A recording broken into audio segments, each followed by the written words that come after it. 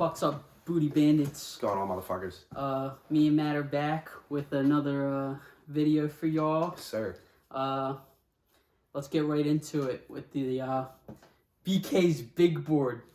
Okay, we have a lot of movement As usual. A few people stayed around the same spots, but Matt's gonna kick it off and talk to you about Matt.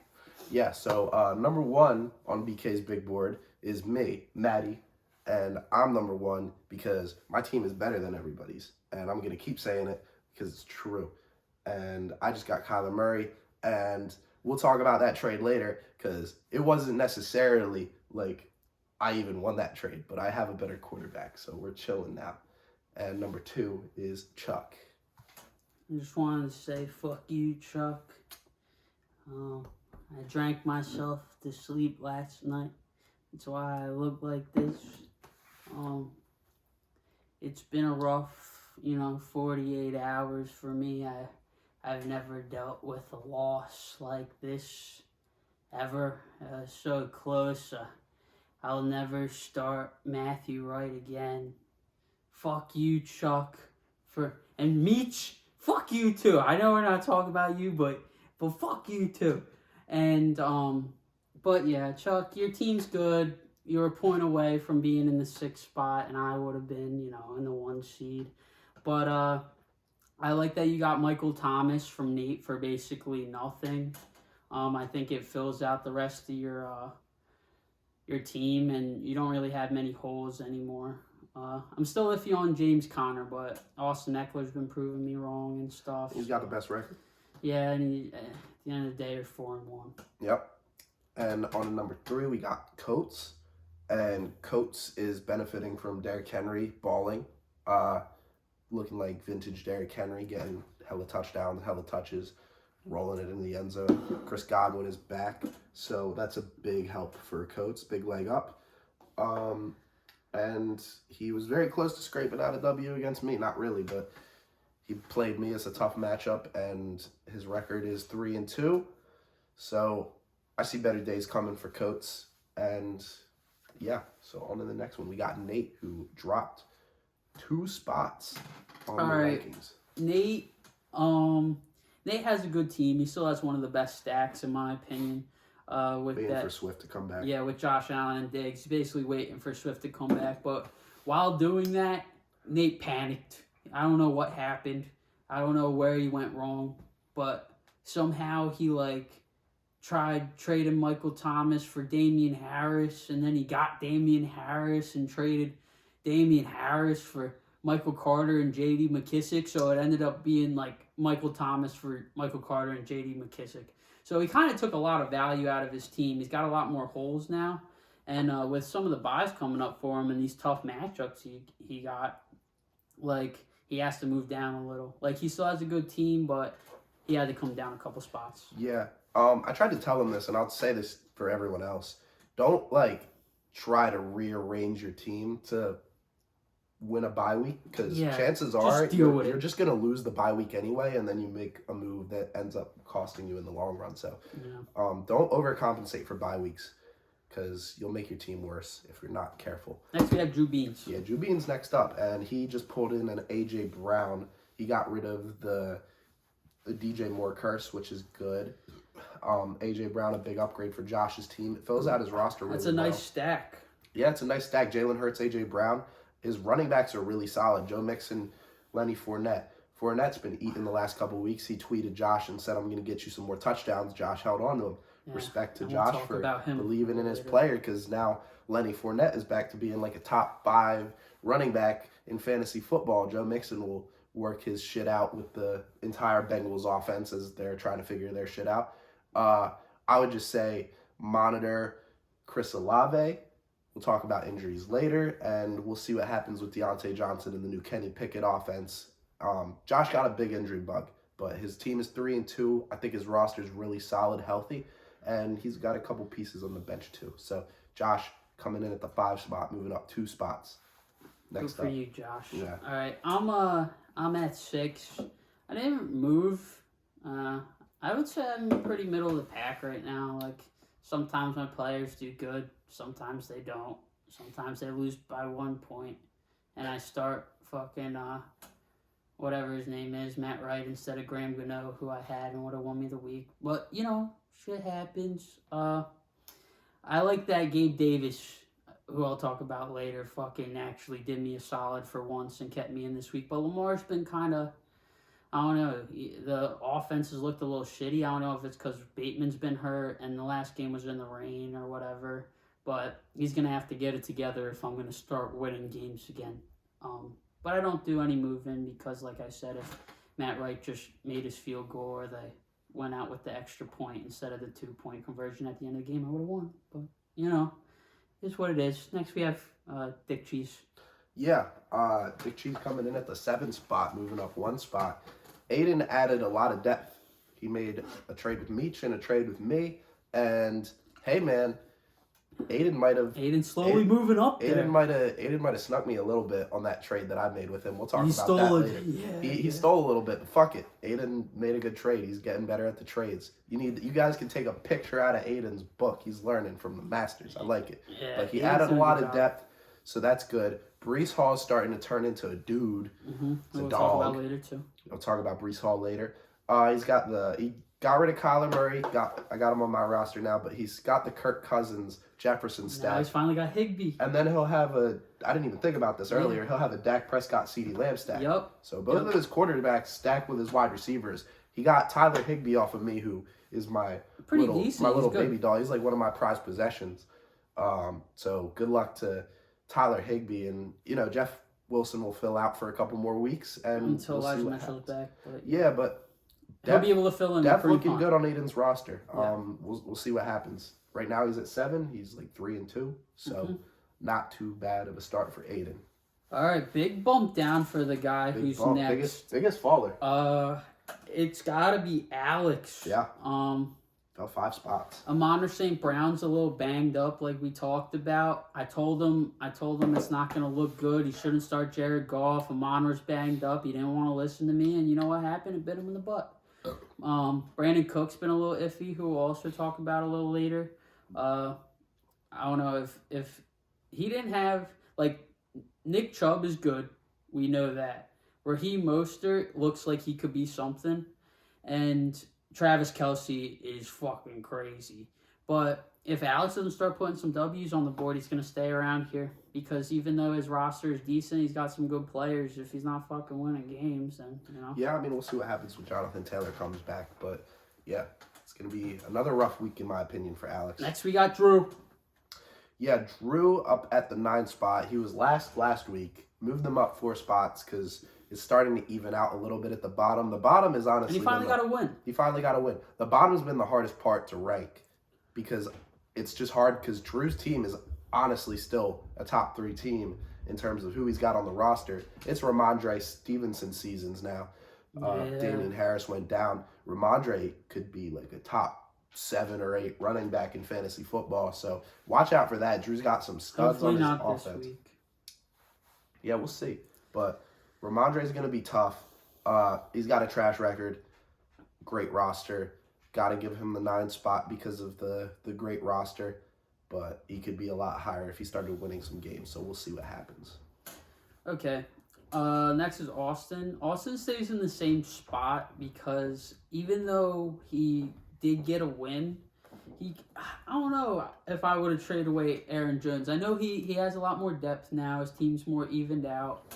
But, like, now, I don't know. His receivers are DJ Moore, Juju, and Terry that he's starting this week. I know he just needs, whatchamacallit, back, DeAndre Hopkins, and that'll make things look a little better, which he gets back soon.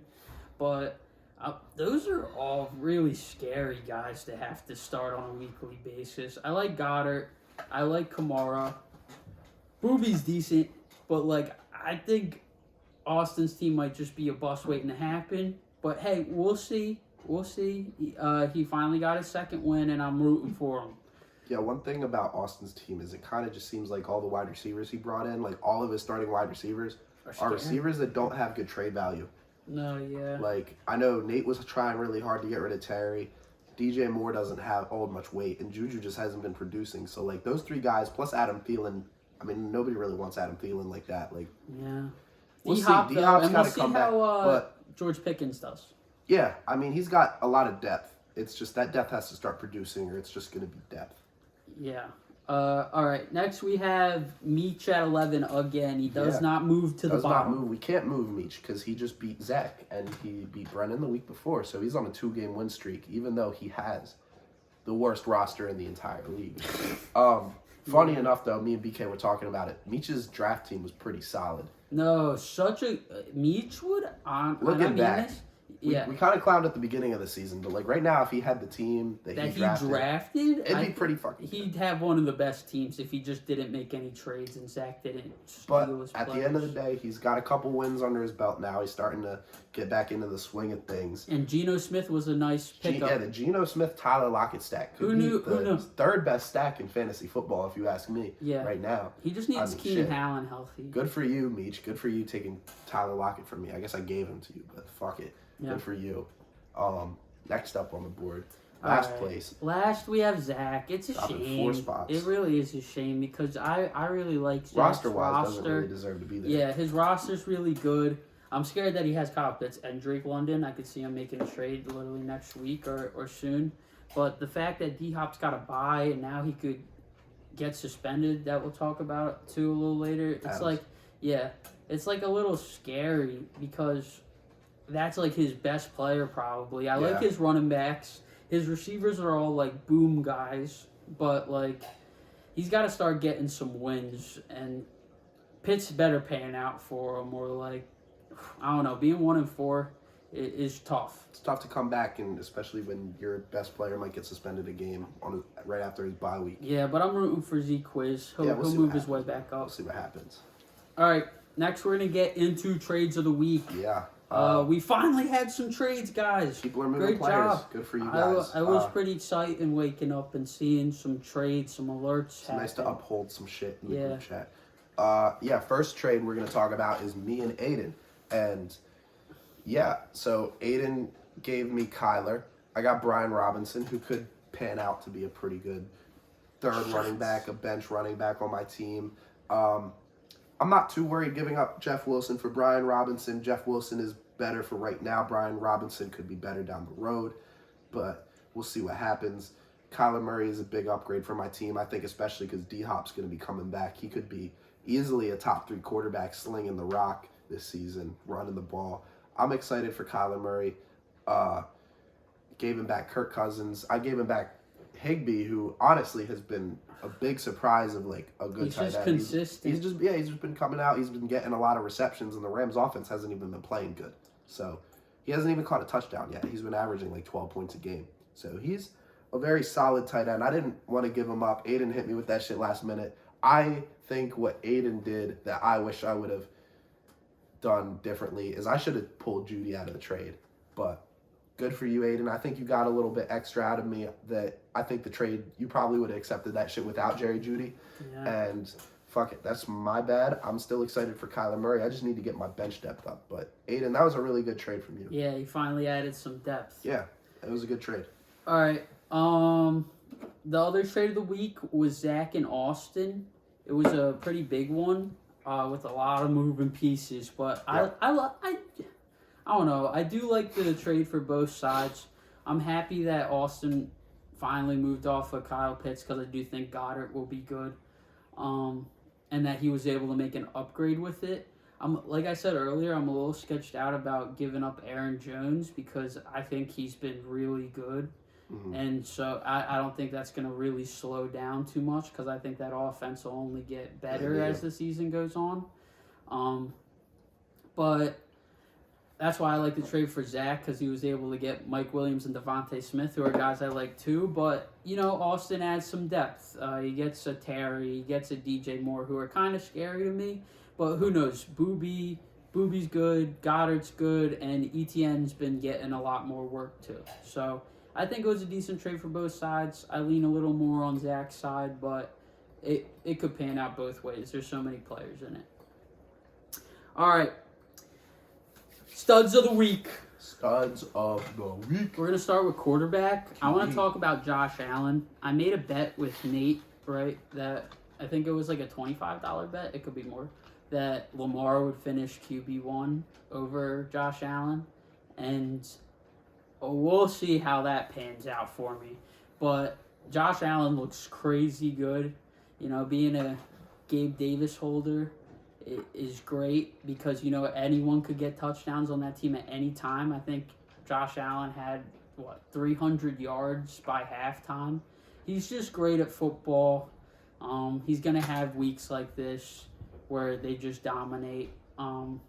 He's just really fucking good. I could see him being quarterback 1. At worst, he's quarterback 2. It doesn't look any better after this coming up week when they play Kansas City. It's going to be a very high scoring and then he's game. going to have another good week. Yeah. My quarterback of the week is Geno fucking Smith. Yeah, it's pretty consistent. Honestly been surprising us all. I thought the Seahawks were going to be one of the worst offenses I've ever laid eyes on. I thought they'd just be one of the worst teams in general I've ever laid eyes on. I thought they'd fucking suck. Yeah. And no. It doesn't fucking look like they suck at all. No, Geno's really good. Who knows? They're definitely not going to be keeping up with what they've been doing all season. They're gonna fall off a little bit, but hey, it seems like they have something going there. It seems like they really want to win some fucking football games. It seems like they really want to put up some points. And Geno Smith can get an offense going, and their wide receivers can carry them the rest of the way. So Geno Smith put up a good, 24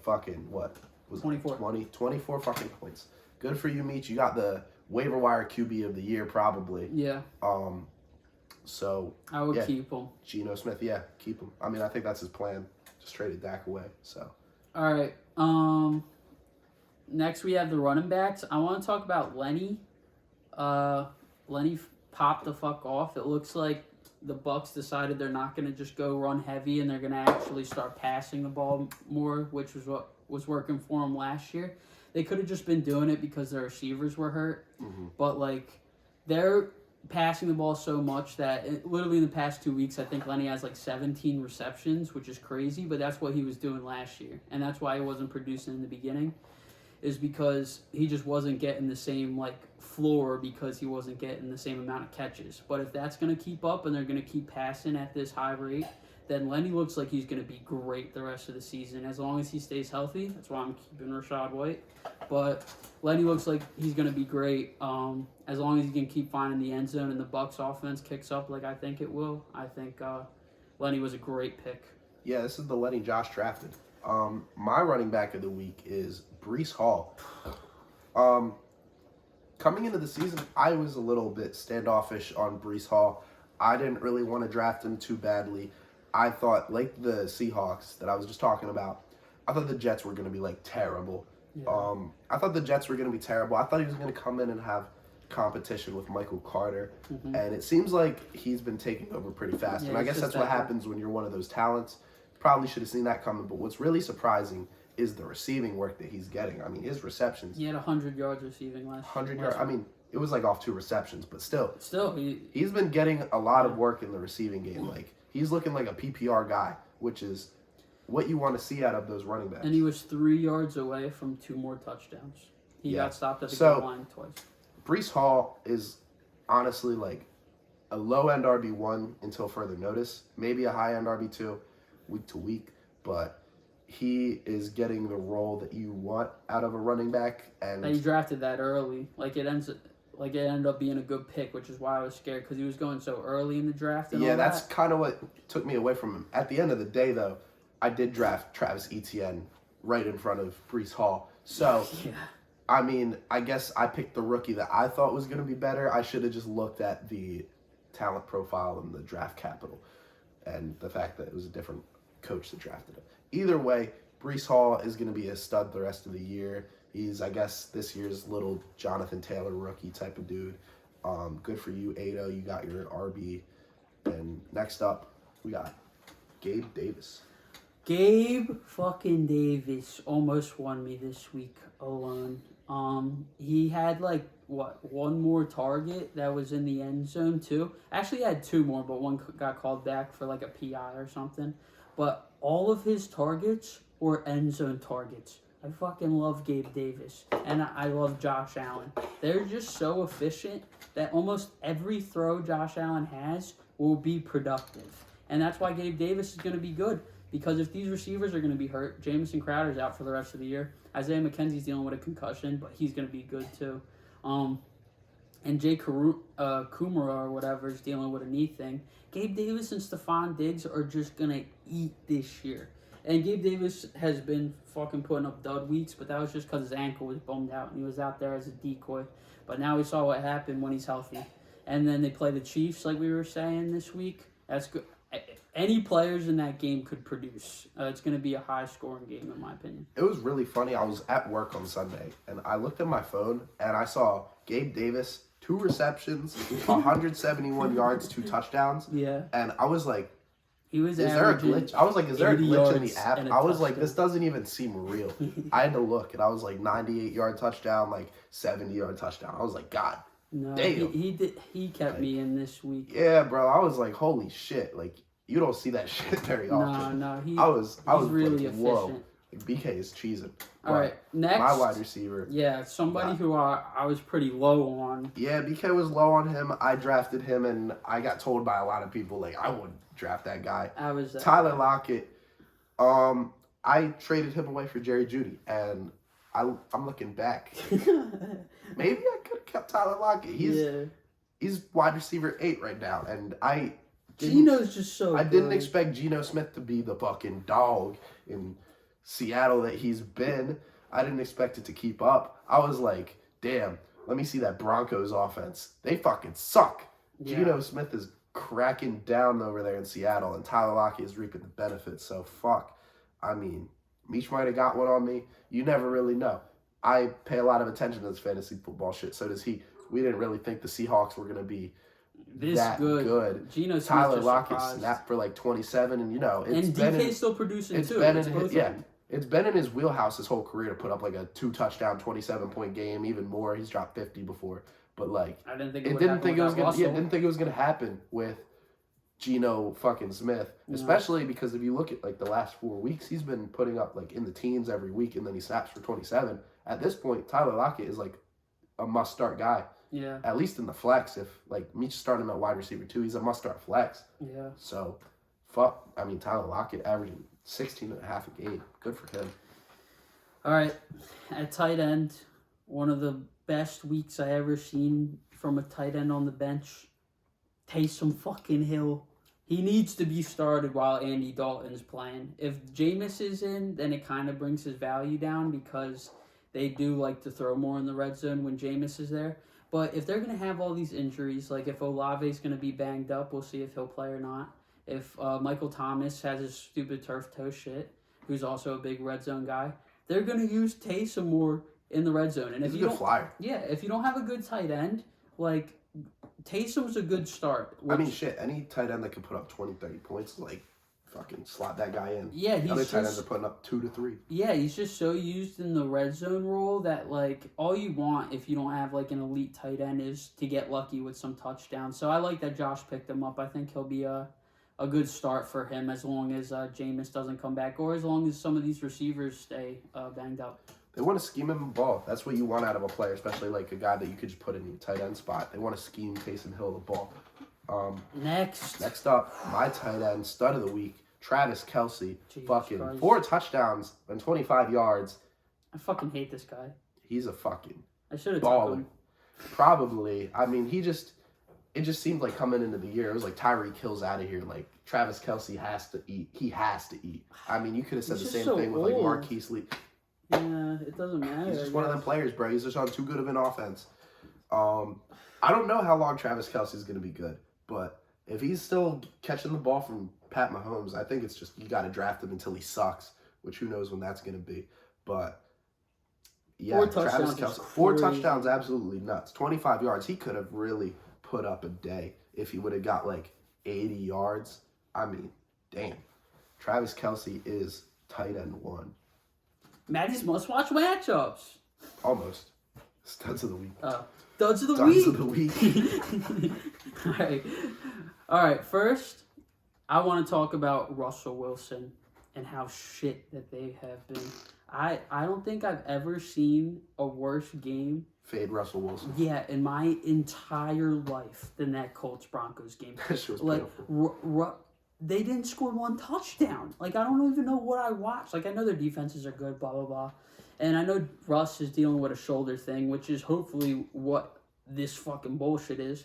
But you know what? A bad shoulder doesn't make you not know who to throw to. And when these guys are wide open across the middle of the field and Russ says, fuck it, and he's just going to throw it 10 feet over Cortland Sutton's head out of bounds or Jerry Jeudy, when KJ Hamler's wide open, like, he just doesn't look as good. Like, maybe it was the Seattle scheme, like, he was just better in that one, or maybe the coach sucks. But either way, Russell Wilson might not be a start coming up. Like, he's just too shitty. Like, yeah, especially with that shoulder injury. I don't think it's going to get better anytime soon, which is a shame. Yeah. Because I was really hoping, especially because I was Jerry Jeudy owner, I was really hoping that it was going to get better with him, but it's not looking like right now that I think the next couple weeks it's going to get any better. My QB dud of the week, though, is Jared Goff. Who put up a 5-pointer against my New England Patriots. That's pretty good. Yeah, they got shut the fuck out. I thought that was what he does. I mean, something about the Detroit Lions going up against the Patriots. I just had a feeling that game that they were going to score 0 points. Bill plays these shithead quarterbacks better than anybody. Yeah, it's like no matter who the Patriots are putting on defense, something about the Patriots playing you makes me not want to start you in fantasy. Something about it. I don't know. It's just like I always feel like Bill Belichick knows more than me, and that's just how it is. And yeah, he knows more than Jared Goff and Dan Campbell because they scored 0 points. They had a lot of duds on their offense. Amon-Ra wasn't healthy. Yeah, Jared Goff can spike for some weeks, and he can dud some other weeks. I wouldn't play him against a good defense. I'd play him against the shitty ones. Don't play him next week. He's playing the Eagles. He's on a bye. Dallas. And then Miami, Green Bay. I probably wouldn't start him for a month. Yeah, but towards the end of the year, he's got a decent matchup. But yeah, I don't know. I would fade Jared Goff for a minute. Yeah, it's at least a month of probably dog shit. Hopefully the rest of the offense doesn't suck. Yeah. All right. Running backs, I want to talk about J.K. Dobbins. Didn't really produce this week. The Ravens' offense just kind of pissed me off. Like, I know Mark Andrews is so good, and he'll get his.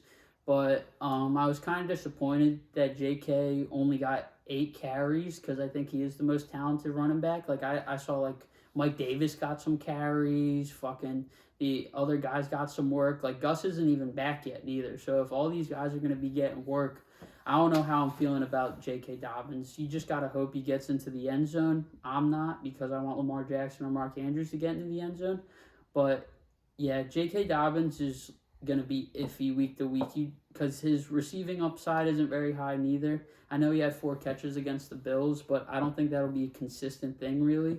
You just got to hope he, like, finds the end zone, or I'm not even sure he's worth start. Yeah, especially because Gus isn't even back yet, but he's around the corner. So, I mean, Gus is going to hurt that production a lot. My dud of the week for running back Fuck is you, coach. Najee Harris. Najee hasn't looked good this season, and I Schedule just gets harder, too. Yeah, I think that was a little bit of how I felt going into the season. I was like, I could have seen this one coming. I wasn't on the side of the ball where I was like, Najee's going to do exactly what he did last year. He's going to get a lot of touches, and he's going to catch a lot of receptions. Because I just felt like these quarterbacks coming. I didn't know a lot about Kenny Pickett. I don't watch much college football, but like Mitch Trubisky at the very least, I was like, they can move better than Big Ben could, so they're probably not going to dump it off at the same rate. And that's how it's looked this season. Especially now, he's not getting that 90% workload he was last season. Jalen Warren mixing in, and honestly, he's looked way more athletic than Najee Harris. Last week, Jalen Warren had 40% of snaps. Yeah, you don't want that if you're a Najee Harris owner. Yeah, the reason why he was good is because he got the workload. The Steelers can't run the ball very well. Najee isn't going to be very useful this year. Honestly, there's a lot of running backs right now. I'd rather have Ramondre Stevenson than Najee Harris. Yeah, I know it's the Bills, but 11 for 20? Yeah, I mean, you know. And then they play even Tampa until Bay. Elijah Mitchell comes back, I'd probably rather have Jeff Wilson. No, yeah. And then they play Tampa Bay, then Miami, then Philly. Yeah, so tough matchups. Najee Harris, fade. He's looking like the first round bust. Yeah. All right. Next for receivers, I wanted to talk about AJ Brown. I still really like AJ Brown. I think he has like just a target floor every single week. But I think what this week showed is that there are weeks that when the Eagles play against good corners, which hasn't been happening a lot, and I don't think it will, it showed that they will be okay with leaning on Devontae Smith instead of just feeding AJ Brown or whatever. Which kind of sucks as an AJ Brown owner. You hope that he will just be like the Cooper Kupp of the Eagles offense, but I still think he'll be good. I still think he's like a low-end receiver one, but I think this week showed that Devontae Smith is definitely a part of that offense. And he's a big piece. Yeah. But yeah, AJ Brown's fine. Yeah. My wide receiver dud of the week is Christian Kirk, and that Texans-Jaguars game was just kind of shit overall. They didn't score very much. No touchdowns really going on in that game. And I think that's just what comes in a Jaguars offense. They've looked really good to start the year. The last 2 weeks have been pretty tough. And there's going to be ups and downs with that whole offense. And Christian Kirk's just going to see the good and the bad that comes with being a Jags player. I think Trevor Lawrence has a lot going on for him this year. I think he's in a much better offense with a better coach. A lot more talent going on around him. But Christian Kirk just didn't really make it happen this week. And I think the Houston defense is better than we think, too. Yeah, I thought their offense would honestly be better than it's playing, but I mean, I guess not. It just looks like low-scoring games, with Houston. So, and they play them twice. So they're going to play those guys twice. Christian Kirk didn't look too solid this week. That's my dud of the week. Tight ends. All right. There weren't too many duds this week at tight end because I guess Kyle Pitts was out, so he was our go-to. But now I get to talk about Tyler Conklin. Aiden, don't ever start Tyler Conklin with Zach Wilson playing. Joe Flacco loves his tight ends, and that's why Conklin was doing good in the beginning of the year, which is when you should have been starting him. But with Zach Wilson there, Zach Wilson would much rather check it down to either Brees, which I would too, because Tyler Conklin's been getting a lot of drops anyways.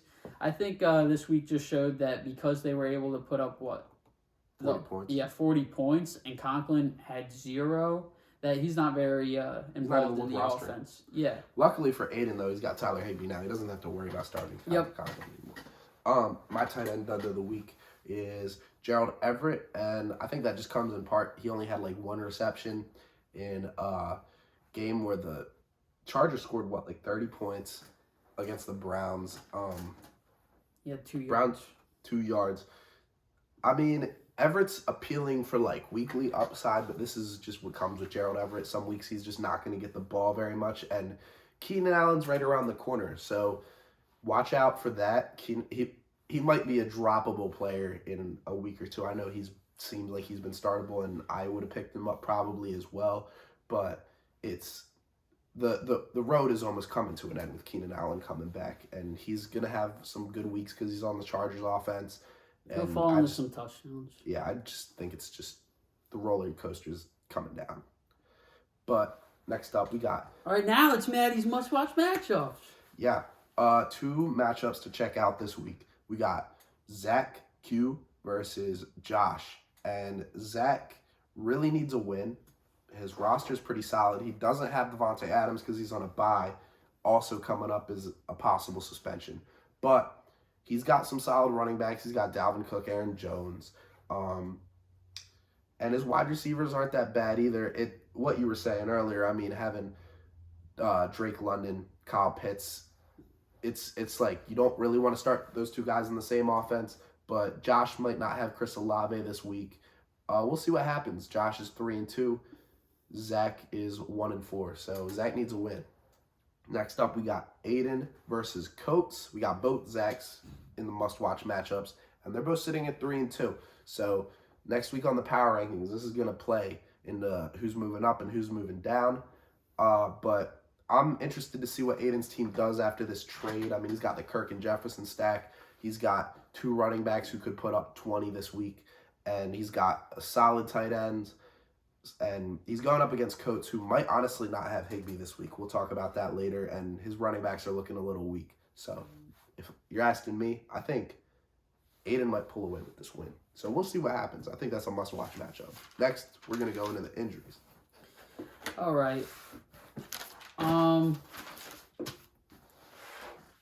Biggest injury of the week is definitely Rashad Penny. He looks like he's going to be out for the year. I think Kenny Walker might be decent. I'd be a little worried because it never looks like the Seattle running backs get any pass work. But, hey, their offense looks good, and Kenny Walker's pretty talented. I think he could fall into the end zone a lot this year and surprise a lot. Next, we have James Conner. I think he's going to be out for a week or two. But he, fucked up his ankle or something. Helped me out a lot. It looks like I was going to win. But, yeah, it didn't matter. I think, what's his name? Benjamin's going to be the start now for Chuck, who I think he has anyway. So I don't even think it'll be that bad of a drop-off. You just got to hope it's not the same thing that happened last time where Darrell Williams got, all the run work. I think he's hurt too now. Oh, really? Yeah, he fucked his knee up, so it's just an Eno backfield. Oh, so, yeah, I guess Eno just looks good. All right. And then we have Damian Harris. We already talked about him a little bit because Nate's just a silly, silly boy. But Ramondre Stevens season, Damian Harris fucked up his hamstring a little bit. It's a shame because he was looking good too. He could still come in and produce when he gets back, which he probably will because his coach is Bill Belichick and he loves to give the ball to everybody. But Ramondre's going to be good the next few weeks. It's a shame because I play him this week, but yeah, I don't know what Nate was doing with that trade. T. Higgins, I think, left the game halfway. I still think he'll probably play this week, but you got to be a little cautious because he might not get a 100% workload, obviously, right away when he's been dealing with something like this. So, yeah, I would be a little easy on my expectations with T. Higgins, but he should be fine, in my opinion. Darren Waller also has a hamstring injury. I dropped Hunter Renfrow. I might not have should have told you guys all that. Yeah, I was about to say, but I'll talk about it a little more. But Darren Waller might be out the next few weeks because his hamstrings are a little bummed out, and hopefully nobody watches this part of the video. Yeah, whatever. Okay, Chris Olave, he looked like he almost got decapitated at one time. And, I think they're just trying to be safe with his concussion especially stuff. After Tua. Yeah, especially after what happened to Tua, which I would too because he's a good young player. I don't think he's had too many concussions, which is the good thing. So he should be back sooner rather than later. But it's just because of this shit that happened with Tua, they want to be safe with him. And last we had Devontae Adams, who didn't injure anybody, or he's not injured, but he did injure the cameraman on the side. I don't know what happened. I would be angry too that they didn't call it a catch at the end of the game. They could have won me the week, but I don't know why you would ever be so angry. You pushed down the poor camera guy. I don't know what was going on there. My man's chasing the bag, though. I respect. Yeah, and you know what? If I was that cameraman, I would, milk that injury too and try and get some money out of it. Devontae Adams is a big motherfucker. Oh, yeah. But hey, he has a bye this week, so I don't think that's going to count as a suspended game, which it shouldn't. And he'll probably get a 1 or 2 game suspension if I had to guess, but we'll see how they look at that. Yeah, keep an eye on that. That's looking like it. Yep, that's it. Our video is sponsored by Bud Light Lime. Go to the store and make yourself a Bud Light night. See ya.